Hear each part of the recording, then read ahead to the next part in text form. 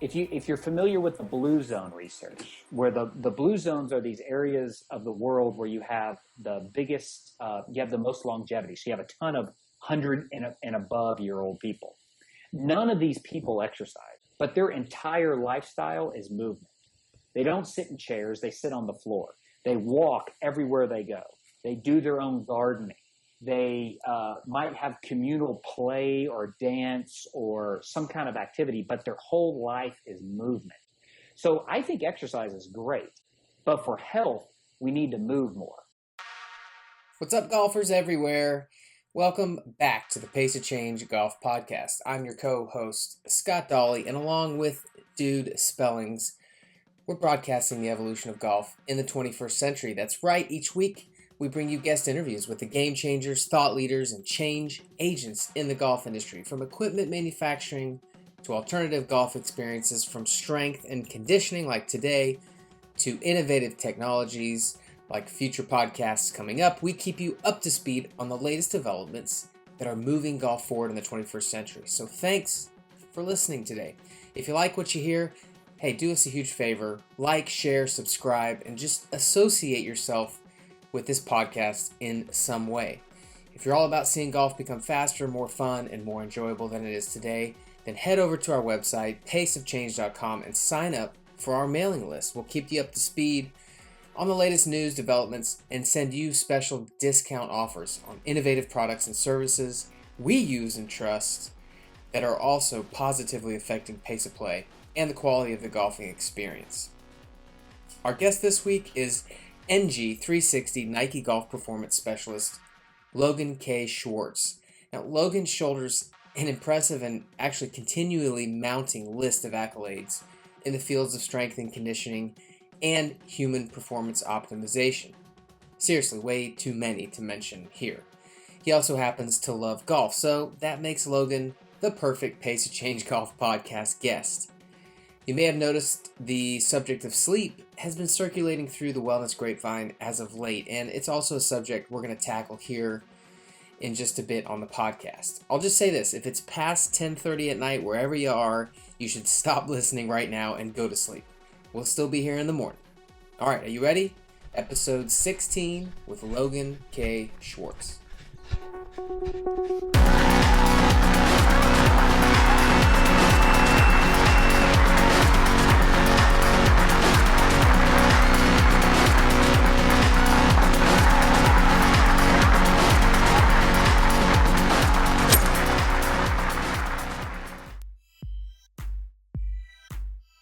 Hey guys, this episode of the Pace of Change Golf Podcast is brought to you by Taylor Brands.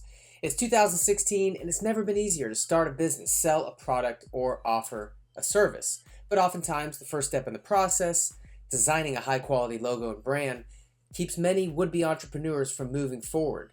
But what if you could design anything you need in less than 30 seconds at an affordable cost? Does it sound impossible? With Taylor Brands' online platform, you can. At taylorbrands.com, you can build custom logos, presentations, or even entire brands with ease. No hidden tricks, no pre-made logos.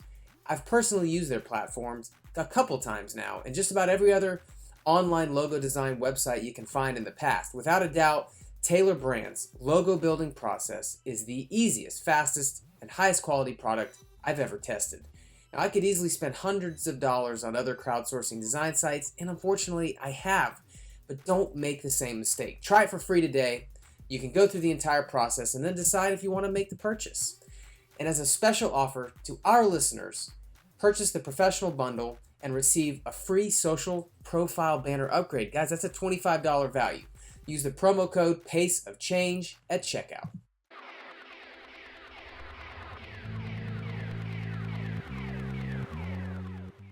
And so I'm very excited to discuss a lot of the expertise that he has around fitness and endurance, some of the things that we do in speed golf, diet, all kinds of stuff he's a wealth of knowledge about. Awesome, man. What's up, Logan? How you doing? I'm doing great. I'm excited about this. Thank y'all for having me on. Yeah, we're gonna Thanks for coming. Yeah, thanks for coming. We're definitely gonna have a good time. Tell us a little bit more about you. Like, we always like to ask our guests to give us like the 1-minute synopsis of your story leading up to today. Well, I grew up in a small town right outside of Austin called Dripping Springs, Texas, and I went to a small school, so I was able to play a lot of different sports, and I just kind of fell in love with movement and training and all things activity. I was the kid that would always get in trouble for standing up in class, and the teacher would have to make him go outside and run a lap and come back in so he'd settle down. I was that kid. So I was the hyperactive, always wanted to be moving type of kid, and I just, when I got into college, I was talking to an advisor one day, and I was like, I love to move, and so they directed me towards kinesiology. Wow. And was that at UT? Did you do UT? That was at UT. I went to I did my undergrad at UT and got into the kinesiology program, and then met a couple of great professors that suggested that I go into grad school. I had a passion really for understanding the human body and how it functioned and how it performed and what made it better and how you could get everything out of this vehicle that we call the human body. So I went on to grad school after that, and that's where I kind of really started to hone in on what I wanted to do for a career. All right, so let's get our listeners up to speed here with exactly how much expertise you have. So when you're at UT, you worked as a strength and conditioning coach for both the men's and the women's basketball team, right? Yeah. So when I went into grad school, I really was excited about basketball growing up. And, I started researching, and I found out they had these jobs called strength and conditioning coaches, and they got to work with sports. And so I did probably the smartest thing that I've ever done in my life is a professor told me, find out who you want to be and then go learn under them. So what I did is I found a guy by the name of Todd Wright, who was the strength and conditioning coach at the time for the men's basketball team. And I walked into his weight room and I said, I want to do what you do. And he said, be here tomorrow at 9 a.m. Wow. So I showed up at 9 a.m. and I interned with him all through grad school. He was the founding member of Train for the Game, and eventually he was starting up a performance gym outside of the university. And so we decided to kind of collaborate on that. And I worked there for 4 years until he had another position opened up at the university that was working for the men's and the women's program. And I took the opportunity, and I was there for about 8 seasons. So oh, nice. Okay. My first season at the University of Texas was 2007. Okay. So just for our listeners' benefit, give the 30-second elevator pitch of what Train for the Game is. Well, Train for the Game is a performance facility that is basically dedicated to training you for whatever game that you want to compete in. So that might be, you might be a professional athlete that's trying to get better at football, basketball, golf, or you might be a individual that just wants to feel better for the game of life. So Train for the Game is basically an individualized training facility for whatever your game is. That's hence the name Train for the Game. And staffed by people like you who have degrees in kinesiology and so forth. Every coach there has a master's degree in kinesiology and is also trained.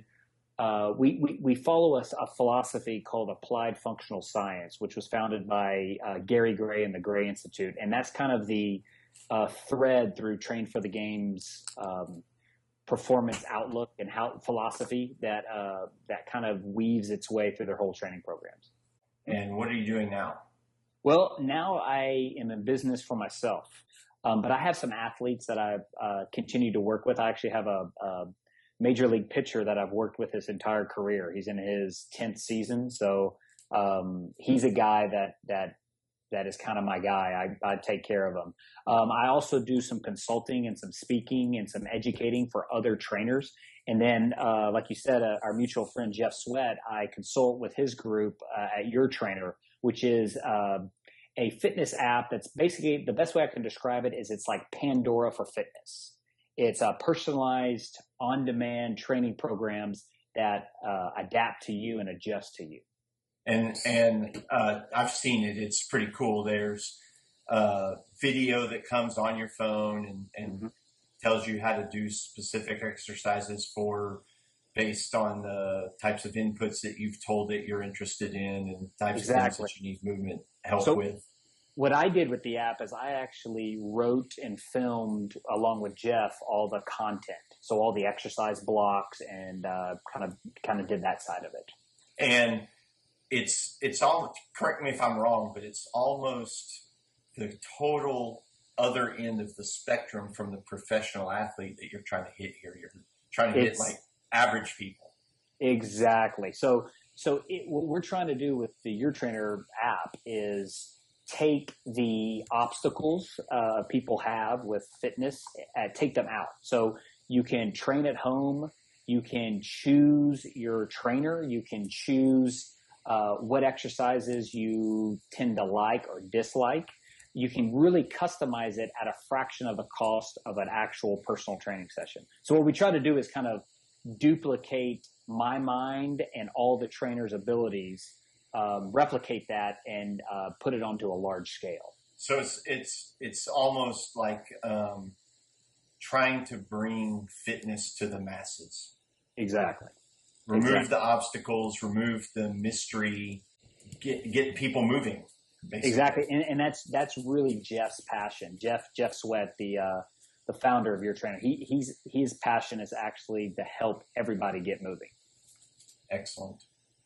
So that kind of is a good segue into our next question. Based on your experience, what you've seen with amateur athletes, what do you think the biggest mistake that leads to injuries is that most people make? Well, I think the biggest mistake with training in general is people view that they're getting better when they train. And you're really getting better when you recover from training. Training is the stimulus. And so that you get in our culture, you get the adage of the more I do, the better I must get. And with training and exercise, there's a dose response. You get up to a certain level of training and you get more and more adaptation. But once you reach a certain level, then you actually get a decline in performance. So what I like to talk about with athletes or with clients is I'll have an athlete say, I need to gain muscle. And so what lifts should I do? And I say, okay, when you're doing a lift, are you gaining muscle or are you breaking down muscle? And they'll say, well, I'm breaking down muscle because that's why I'm doing the lift. Well, if you want to gain muscle, don't worry about the lift that you're doing. Worry about how you're going to recover from the lift. So the biggest thing is recovery and rest is such an overlooked and underappreciated aspect of training. That's the main mistake is don't worry about if I should improve my training X number of percent or X number of reps. Worry about your recovery. And that kind of fits right into Mark Sisson and Bruce's Brad Kearns' philosophy that less is more. Exactly. And a big mistake, a casual recreational athlete or a high school athlete might pick up like a Sports Illustrated or pick up a magazine and read like J.J. Watt's workout or read a Lance Armstrong's workout back in the day. And they would say, if I do that workout, I will get those same results. And that couldn't be further from the truth, because what I would always say to our athletes is you're not J.J. Watt. What makes J.J. Watt were his parents. And so his training program is based upon his genetics. A lot of times your elite athletes are the ones that can actually survive the training. They're the ones that can actually go through the day in, day out, brutal onslaught of the training they do and then come out on the other end.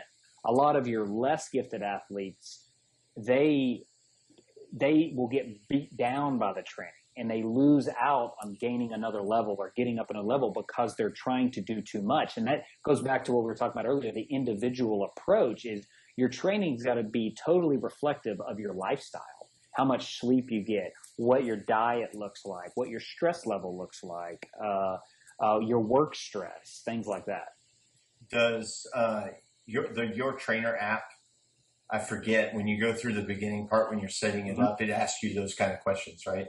Exactly. So in the Your Trainer app, you can also ask a trainer. So a lot of times we'll get some of the subscribers will ask via Ask a Trainer, and I will get their info, and they'll tell me a little bit about their lifestyle, how they sleep, how they eat, what are their goals. And a lot of times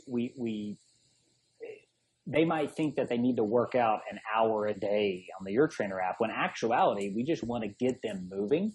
The app is actually a way to get them moving they don't have to drive to a gym. It's getting them moving in a non-threatening environment. And if they clean up around the edges, as I say, some of the other lifestyle parameters, they'll see even better results. Nice. Mm-hmm. So you and I talked about this a couple days ago. What do you think the difference is between being fit and being healthy? Yeah, this is. I think. I believe that if you're healthy, you will be fit, but you can be fit and not healthy. And so, health is a kind of overarching principle. Health entitles that you have optimal well-being. Now, fitness is this term that gets thrown around, kind of like strength, that's not really defined. Fitness is very specific. So fitness for a triathlon is different than fitness for golf. It's different than fitness for basketball. It's different than fitness for football. So fitness is a very refined motor ability. Okay. And what happens is we get in, let's say a runner. A runner can start to run a lot and they will become fit for running. But then all of a sudden they try to squat down to play with their kids and their back goes out. So obviously they're not fit for squatting down, but they're fit for running. A healthy individual, somebody that is healthy overall, they have a general ability to do a lot of things. So health is kind of this foundation that we can build fitness upon. And I guess that sort of implies that that's how you get athletes maybe like Tiger Woods, who obviously has an extreme fitness level for swinging a golf club, can hit the golf ball, 350 yards, 130 mile an hour swing speed, but health-wise, bad knee, bad back, all kinds of injuries. Well, I'll give you an example. So I would have a 19-year-old 6'10", 240-pound, 4% body fat athlete at the university, right? Just an Adonis. Like if you looked at him, you'd think you're looking at a Greek statue. Okay. And unbelievably, quote unquote, fit. If anyone saw them, they'd be like, man, this guy is fit. But they come in tired all the time. They don't want to really walk to class because it's just exhausting for them. They don't sleep very well. They eat like crap. So they're when they look at me, they're like, how are you so energetic? I'm like, well, you're the 19, I'm 36 and I got kids and a mortgage and all that. Why don't you feel like I do? Why don't you feel vital? Why don't you feel this energy? Why don't you feel this passion? And it's because they sacrifice their health in order to get fit. At elite levels of competition, it's superhuman. You have to sacrifice a little bit of your health in order to get to those upper echelon. Now, that is only 1% of athletes. That's maybe 0.5% of athletes. Your normal maybe less, yeah. Yeah, exactly. Your normal recreational athletes should really never sacrifice health in order to gain a little bit more fitness. So do you believe that it is it impossible to compete at that top 1/10 of 1%? Can you be healthy and compete there? At the very, very peak, I think it's counterintuitive because at the very, very peak, you're looking for superhuman performance. And there's a reason they call it superhuman the human's not supposed to be able to do that. So there's a repercussion for the elite levels. Now, your elite athletes have the ability to maybe recover from that and sustain that peak for a certain amount of time. But all athletes, all of your major athletes, by the time they're 30, they're on the decline of performance. But think about it. That's 30 years old. That's almost the prime of health it should be.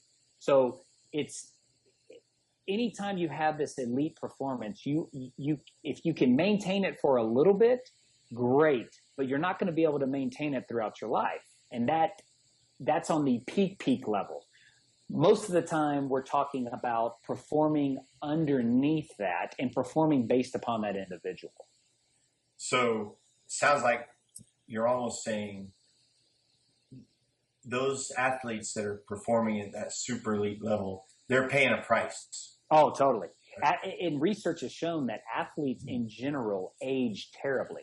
I think you asked about a common misconception, is I think in our culture, we view elite athletes as the healthiest people in our culture. But if you look at it, athletes that have played more than 12 years professionally, and no matter the sport, it doesn't really matter the sport, they have way greater incidence of morbidity and mortality, meaning they die earlier and they live less quality lives after their competition. They age.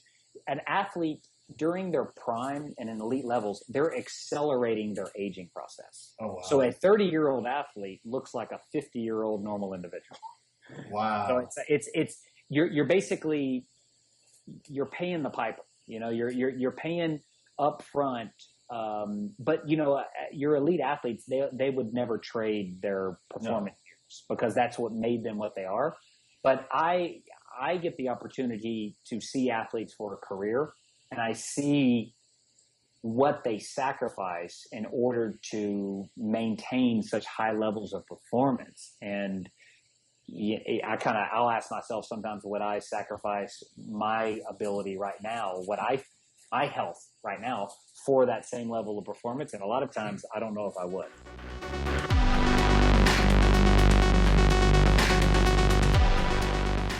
So did you happen to see Phil Mickelson's press conference right before the Masters? Yes, I did. Yeah. So where he talked about how they asked about his longevity and how he's 45 years old and he's keeping up with these kids and stuff. And his response basically was that he doesn't buy into all of the, quote, fitness stuff that the kids, quote, kids, guys that are 25 to 30 are doing on the PGA, where they're trying to build this, what he called a violent swing. Totally. And he said he subscribes to the philosophy of Bobby Jones, where you have this long flowing swing and you create power through leverage rather than brute force.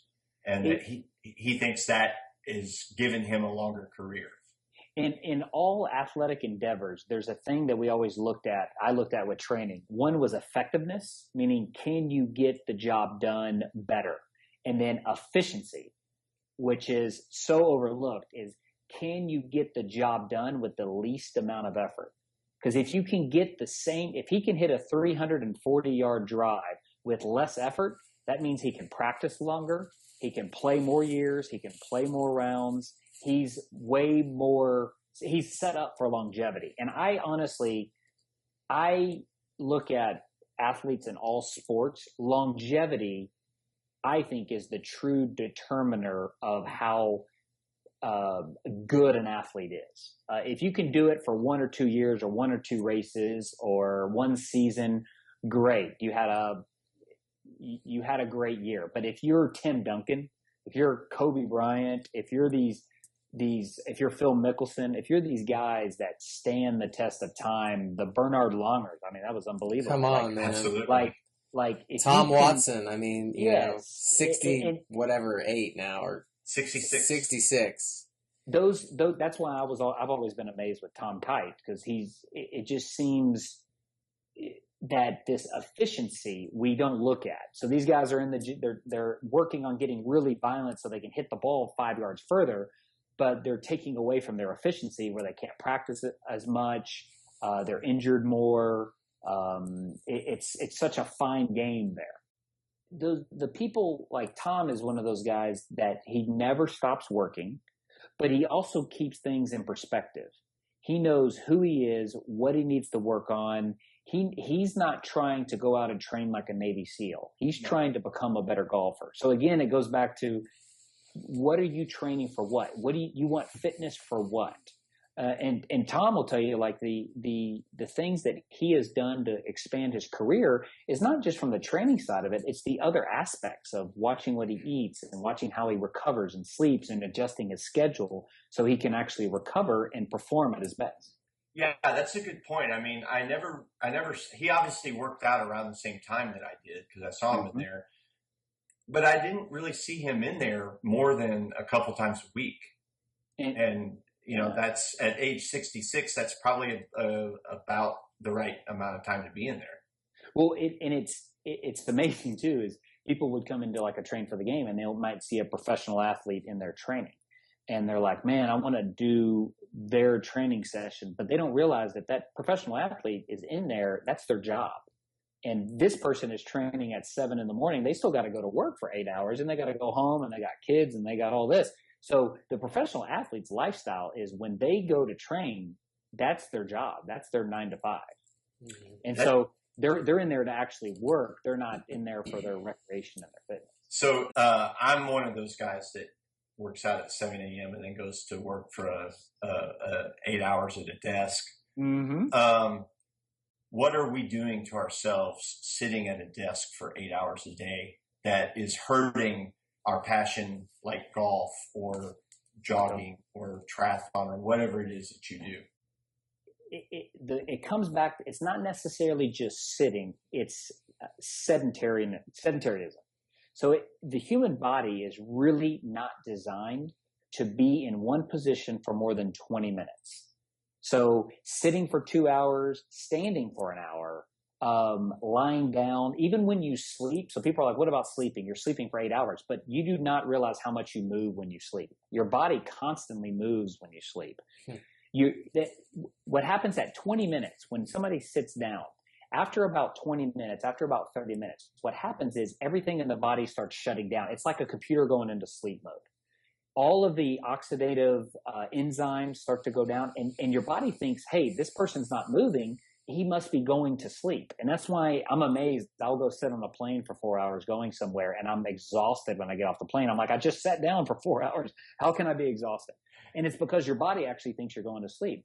So our culture nowadays, or our lifestyles nowadays, we have things that keep our attention, and they make us sit there for longer than 20 minutes. If you were just out in the wild, if you were just out in nature, you would sit on a rock. After about 5 minutes, it gets uncomfortable. You get up and you walk. You never get locked in. You might look at a butterfly, but then that butterfly flies off. You're never locked in for more than 5-10 minutes at a time. So what we have nowadays is people sit for a majority of their day, but then they decide, hey, I'm going to go exercise because I want to be active and healthy. And they go exercise an hour a day. Well, there's 168 hours in a week. And if you exercise 4 to 5 hours, that's a lot of exercise in a week. Well, think 4 to 5 hours out of 168 hours is not a big percentage. So a lot of times in the research now, there's this term now, they call it active sedentary people. So these are people that are sedentary a majority of their day, but they also work out. And they find when you look at health parameters, not fitness parameters, not like how fast they can run, how much they can lift, but if you look at health parameters, they're no better off than their sedentary counterparts. Oh, wow. And when you take individuals, if you're familiar with the blue zone research, where the blue zones are these areas of the world where you have the biggest, you have the most longevity. So you have a ton of 100 and above year old people. None of these people exercise. Mm-hmm. The commonality between all these groups all over the world is they don't exercise really, but their entire lifestyle is movement. They don't sit in chairs. They sit on the floor. They walk everywhere they go. They do their own gardening. They might have communal play or dance or some kind of activity, but their whole life is movement. So I think exercise is great. I think exercise is great for to build a better mover, to build somebody that can run faster and be stronger and be more flexible. But for health, we need to move more. We need to walk more. We need to squat more. We need to not sit. If we're sitting for too long, we need to stand up and work. And then we can go back to sitting and work. Then we need to lie down and work. And then we need to go on a walk when we're on a conference call. So we need to be changing positions a lot.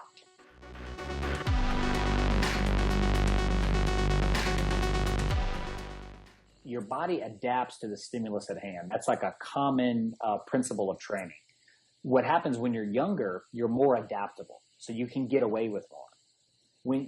As you get older, your body becomes more set in its ways, per se. So anything outside of the ordinary, it fights and it doesn't like. Okay. So what happens with movement and forces is, as we get older, if we don't move it, we lose it. That's the common phrase, but it's so true.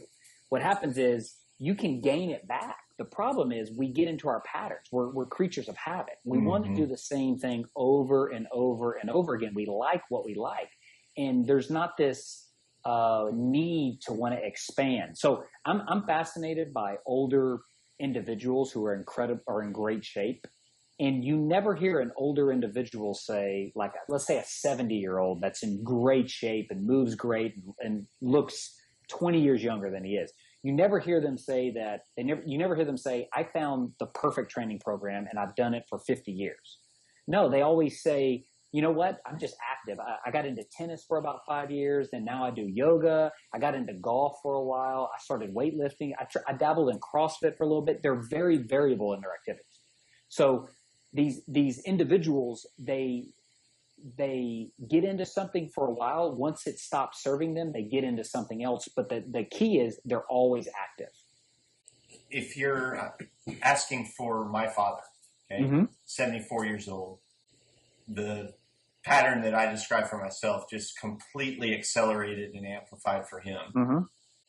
Is there an age that's too old to start being more active? There is activity is always healthy. So, when I always say with training, when I was talking earlier about a lot of times more training is not necessarily better. When you look at low level activity, just being active in movement, there is no barrier. The more, the better. Now, obviously, if you started earlier, you're losing less as you age. But at 74, you can at the very least maintain what you have right now, because we know that if you're 74 and you continue to be more sedentary, you are going to lose it at a faster rate. So at the very least, you can maintain what you have right now going forward, but you may even gain some in the process. The body is amazing. One thing that I've learned about the body is that it will adapt to anything as long as you give it time and practice. So a lot of times, people in this culture, we want the quick fix. We want the shortcut, and we don't want to go through the years and years and years of building this huge base level of functional ability, whether that be aerobic endurance, whether that be functional movement, whether that be just gradual ability to not lose my function. I don't want to lose my function as I get older. This is why when you look in these other countries, these third world countries, you see 75, 80-year-old women who could squat all the way down to the ground. And the reason is they don't have above ground toilets. They have in-ground toilets. So every day to go to the bathroom, they have to squat down 4, 5, 6, 7 times a day. They never lose it. When they wait on the bus, there is no bench there. They squat down to do it. So in our culture, it's easy. The chair is right there. So I pick the chair. I never just squat down to the floor and sit. So a lot of times with my athletes and clients, I have to teach them how to navigate the modern world. When we're walking in the airport and you see an escalator or stairs, you have to make the conscious choice to take the stairs, because your brain, everything in your subconscious, your primal brain is saying, take the easy way out, because that used to be survival. I didn't want to expend excess calories because I might not know where my next meal comes from. But nowadays we know where our next meal comes from. Yeah, calories back in when you had to hunt to get the calories, that was everything. They're precious. It's survival.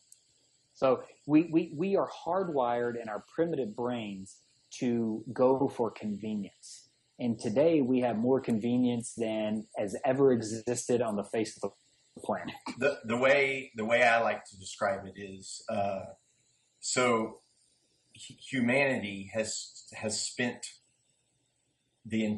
our entire existence trying to figure out how to become more efficient at extracting calories from our surroundings in order to feed our big brains and give ourselves more leisure time. And, in the last, 20 to 50 years, we've gotten so efficient at extracting calories from our resources that now we have high fructose corn syrup, crystalline fructose, all of these things that are just so calorie dense that it's actually now bad for us to the amount of calories that we can pack into the amount of food that we eat. Well, I have a saying that man is the only animal on the planet smart enough to engineer its own food, and the only animal dumb enough to actually eat it. That's my nutrition talk in a nutshell. Nice. So speaking of that, are there any supplements that you buy into? Okay, so supplements is a tricky situation because I truly believe that real food, if nature made it, eat it. If man made it, run away from it. The problem with it is we have so engineered our food that it is void of some nutrients. Even natural foods. Even natural foods, because our soil erosion, our certain agricultural monocropping, and some other things. We can get a lot of our nutrition from it. We can get obviously higher quality natural foods, have more nutrition, but there is some void in there. And so I like to look at supplements as you're only supplementing a true food diet. And the supplements I like are really foods. They're not made in a lab. They're true foods. Like one of my favorite supplements is by Vital Proteins. It's beef liver, and it's desiccated beef liver in pill form, because I didn't grow up eating liver and I think it tastes terrible, but I know that liver is a nutrient powerhouse. So I take it. It's basically just liver in pill form. It's just desiccated in it. I give it to my kids. I give it to my wife. So supplements like that. Cod liver oil is another one that's great. So it's fermented cod livers. It's got all your omega-3s and all that, because I don't eat enough fish as I probably should. So when I look at supplements, I'm looking to supplement my already nutritious diet. You can never out-supplement a crappy diet. So I'm trying to supplement a diet actually with true, real foods. Like some of your things you've probably seen these things called greens powders. Yeah. And they're basically just freeze-dried extracts from vegetables and fruits. So people that don't eat their 12 to 13 servings of fruits and vegetables, this is a way that you can kind of supplement and get some of that nutrition that you wouldn't get because you're not eating, quality fruits and vegetables. Hey there, everybody. This episode is also brought to you by another awesome, forward-leaning, innovative golf venture called Rival and Revel. We all look forward to that next round of golf, a trip with old friends, or a rare moment of pursuing our passions late in the evening, the sun's going down. Their goal is to make this valuable leisure time even more enjoyable, efficient, and relaxing, offering a variety of branded golf accessories, club head tech covers, and the one and only Silo Golf Club carrier. This product is a game changer in the golf industry, and it may just be a game changer for you too. If you don't know what the Silo is, press stop. Head over to their website, rivalandrevel.com, and check it out. Whether you are the super competitive player or the one that just celebrates being out there, Rival and Revel's mission is to help you make the most of it. Now, they've got a special discount just for our listeners. Use the code PACEOFCHANGE at checkout to receive 10% off your entire order.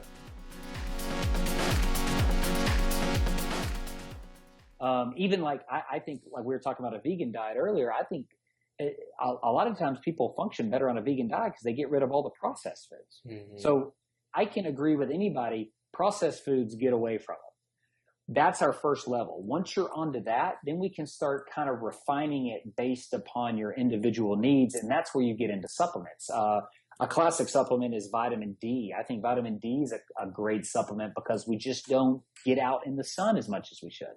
We're really designed to be out in the sun for 2, 3, 4 hours at a time. That's where we make our vitamin D. But who does that? People are outside maybe 15, 20 minutes. And so golfers do that. We're out there for 4 hours at a time. Exactly. But we're also covered up. We're covered up with our bare skin. So I look at vitamin D as an important supplement, cod liver oil, greens powders, things like that. And it depends on the time of year and depends on the individual. So in terms of not just maintaining health, but maintaining vitality and a higher level of performance, how critical is diet? It's everything. So it's 80%.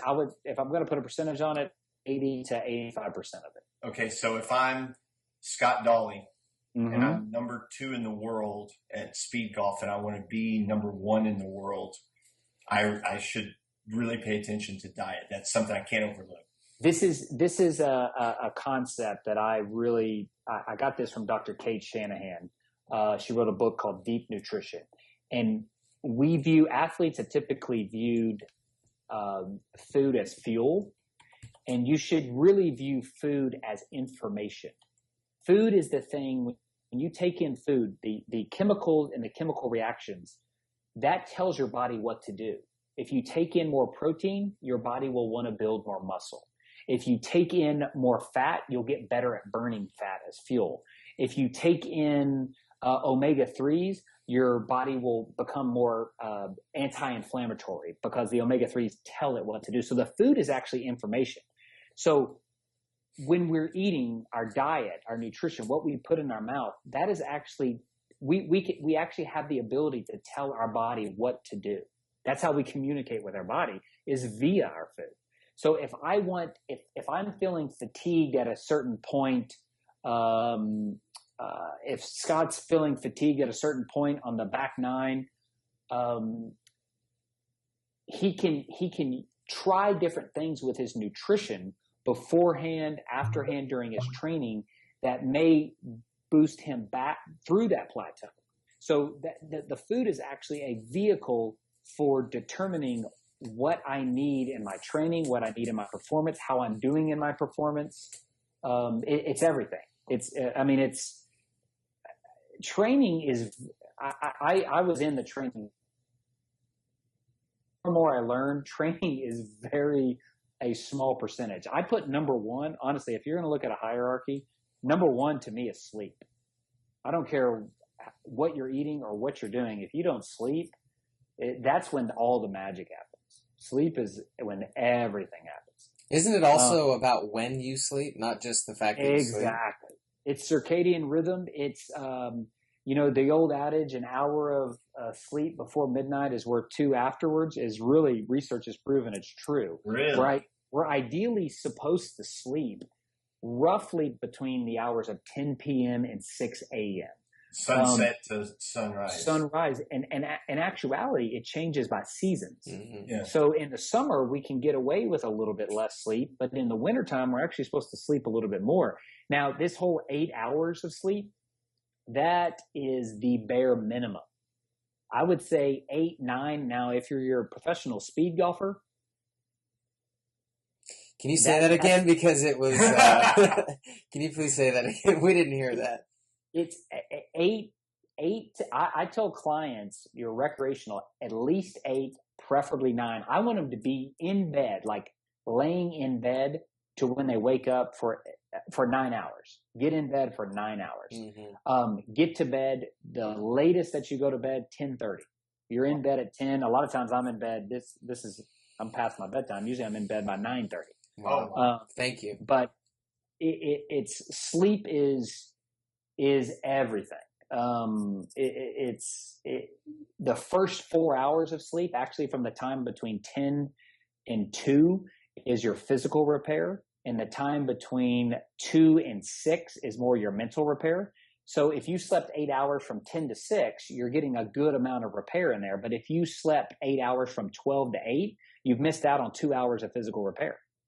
Because your body, if you go to sleep at midnight, your body only is still in that physical repair state. It's only going to go from midnight to 2 in physical repair. And then 2 to 6 is going to be mental. And your last two hours from 6 to 8 are going to be low quality sleep. So that 8 hours doesn't equal the 8 hours between 10 and 6. Oh, wow. The problem is in our culture too, we think if you're sleeping, you're lazy. Yes. But it's everything. It's magical. I mean, it's so magical. So I say the first thing, if somebody is having performance plateaus, I look at is the first thing is sleep. How do you sleep? How quality do you sleep? Do you sleep every night? Do you have a bedtime? Do you have a ritual? When do you get up? All that. The second is diet, nutrition, nourishment. The third would probably be stress, and then it would be movement. Wow. So you're talking exercise and training is fourth on your list. It's fourth on the list because I exercise and training is a stress in and of itself. And if you already have a stressful job, if you have stressful relationships, if you're in a midlife crisis, if you got whatever, all you're doing, if you're going to exercise, all you're doing is throwing stress on top of stress. So Paul Chek, a famous functional trainer, he always said, he tells people, if you feel like working out and training, you should train. If you don't feel like training, you should sleep.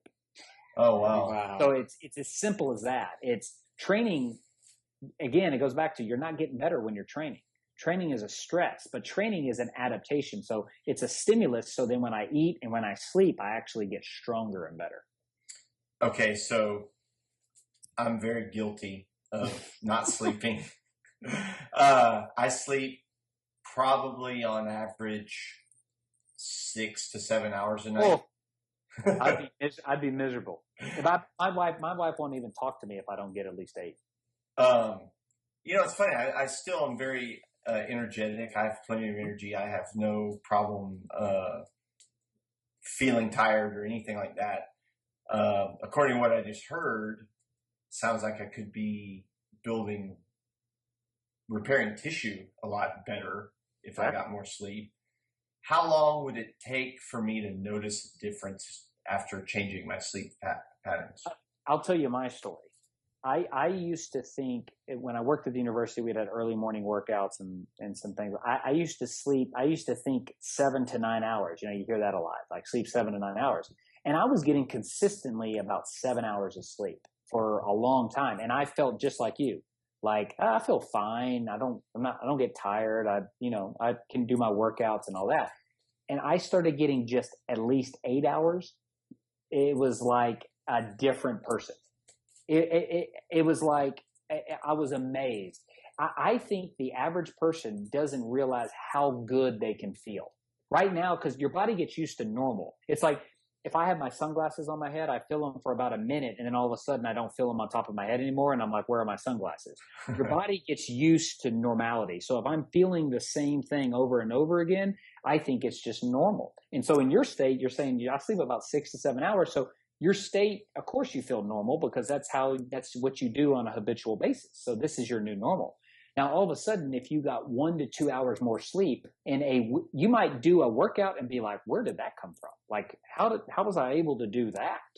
Like, you just amazed yourself. Or you might be like, I used to think I wasn't tired at around 2 p.m., but now I feel really good in the early afternoon. Like it's like the veil unlifts. And so I always say, you don't know how good you can feel unless you really try it. And then all of a sudden you're like, I didn't know what I was missing.